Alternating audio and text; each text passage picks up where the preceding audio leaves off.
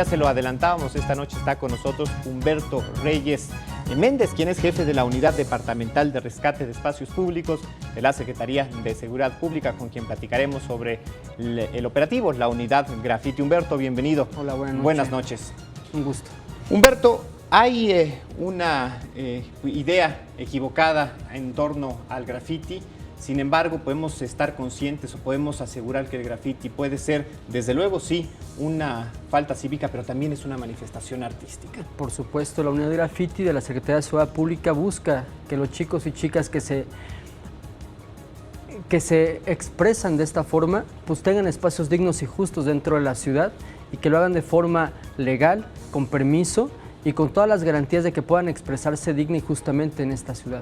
Legal, hablas de la legalidad. ¿Qué podría pasar o qué pasa cuando alguien, cualquier persona, toma un pedazo de la calle, una barda y pues expresa su sentir a través de una Es una falta administrativa.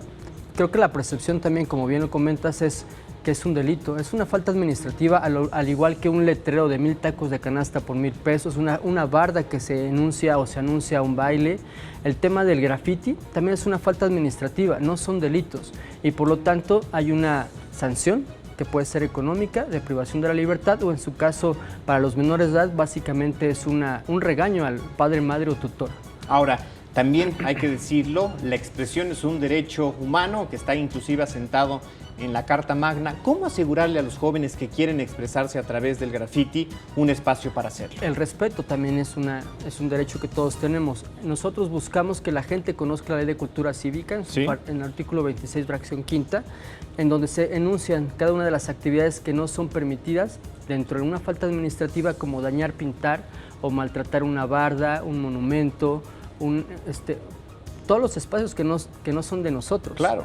El respeto es importante y a partir de ahí garantizar que las personas que solicitan o buscan un espacio digno para intervenir, pues puedan solicitarlo. La gente tiene y puede hacerlo.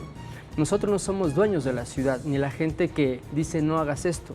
Aquí el tema es que tenemos que también como ciudadanos y ciudadanas conocer nuestros derechos y conocer que como personas podemos solicitar los permisos para intervenir en nuestra ciudad. ¿Y cómo es que ustedes justamente hacen esto? Ofrecerles un espacio, conseguir un espacio para los jóvenes y los adultos grafiteros. Nosotros participamos en ferias de seguridad divulgando el tema de Ley de Cultura Cívica, vamos a las comunidades, vamos a colonias, a parques, jardines, camellones y los oficiales de la unidad de graffiti van y divulgan esta Ley de Cultura Cívica con dípticos, con información importante para chicos y chicas y gente que quiere intervenir la ciudad, a donde viene enunciado también las sanciones en caso de no pedir el permiso.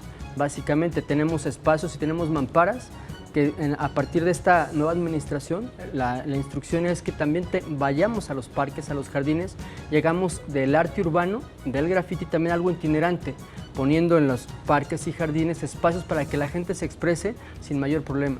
¿Y cuál es la respuesta que ha habido, Humberto, de los dos lados? Tanto de los jóvenes que gustan hacerlo, es decir, están subiéndose al carril, al tren del respeto, y también la ciudadanía está entendiendo estos espacios que justamente fueron diseñados para ello, pues que se le otorguen al arte del graffiti. Claro, creo que como ciudadanos o ciudadanas tenemos que reeducarnos. Y en su caso las leyes son muy sencillas, hay que educarnos conociendo la ley para poder participar de esta ciudad y poder hacerlo de forma respetuosa.